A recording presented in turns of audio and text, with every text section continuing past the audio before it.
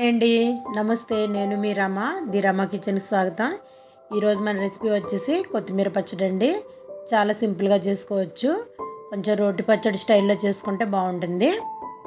ఈ పచ్చడికి కావాల్సిన పదార్థాలు: ఒక కట్ట కొత్తిమీర, 4-5 టమాటాలు తీసుకోవాలి, కొంచెంగా చింతపండు, పచ్చడి కారానికి సరిపడా పచ్చిమిర్చి, కొద్దిగా జీలకర్ర, 2 స్పూన్లు మినపప్పు, కొంచెం వెల్లుల్లి రేకలండి.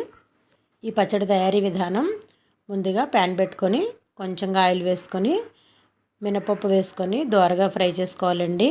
మినపగుళ్ళు కూడా వేసుకోవచ్చు. ఇక్కడ నాకు మినపప్పు అవైలబుల్గా ఉంది కాబట్టి అది వేసాను. కమ్మగా ఉంటుంది ఈ మినపప్పు వేయటం వలన.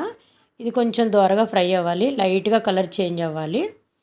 ఇలా కొంచెం వేగిన తర్వాత దానిలో మనం పక్కన పెట్టుకున్నటువంటి పచ్చిమిర్చి తుంచి వేసుకోవాలి. తర్వాత కొత్తిమీర కూడా వేసుకోవాలి. కొత్తిమీర వేసుకున్న తర్వాత కొంచెం సేపు సిమ్లో పెట్టి ఫ్రై చేసుకోవాలి, పచ్చివాసన పోయే వరకు.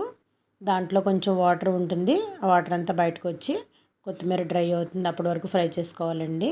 తర్వాత దాంట్లోనే కొంచెంగా జీలకర్ర, 4-5 వెల్లుల్లి రేకులు వేసుకొని ఈ మిశ్రమాన్ని తీసి వేరే బౌల్లో వేసుకొని అదే ప్యాన్లో కొంచెంగా ఆయిల్ వేసుకొని కట్ చేసి పెట్టుకున్నటువంటి టమాటాలు వేసుకోవాలండి. టమాటాలతో పాటు చింతపండు కూడా వేసుకొని సిమ్లో పెట్టి మగ్గించుకుంటే టమాటా ముక్కలు మెత్తబడతాయి. తర్వాత దాన్ని చల్లారనిచ్చి పక్కన పెట్టుకోవాలండి. ఇప్పుడు మిక్సీ జార్ తీసుకొని ముందుగా మనం ఫ్రై చేసి పక్కన పెట్టుకున్నటువంటి పచ్చిమిర్చి, కొత్తిమీర వేసుకొని కొంచెంగా గ్రైండ్ చేసుకోవాలండి. దాంట్లో సాల్ట్ కూడా యాడ్ చేసుకోవాలి. అది కొంచెం కచ్చాపచ్చగా గ్రైండ్ అయిన తర్వాత టమాటో పేస్ట్ కూడా వేసుకోవాలి. అది కూడా వేసిన తర్వాత కొంచెంసేపు గ్రైండ్ చేసుకోవాలి. చివరిగా సాల్ట్ చెక్ చేసుకొని ఒక బౌల్లో తీసుకుంటే పచ్చడి రెడీ అవుతుంది. ఈ పచ్చడి వేడివేడి అన్నంలో నెయ్యి వేసి తింటే చాలా బాగుంటుందండి. ఈ పచ్చడికి పోపు అవసరం లేదు.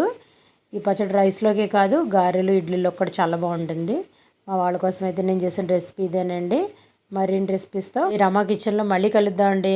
బాయ్ అండి.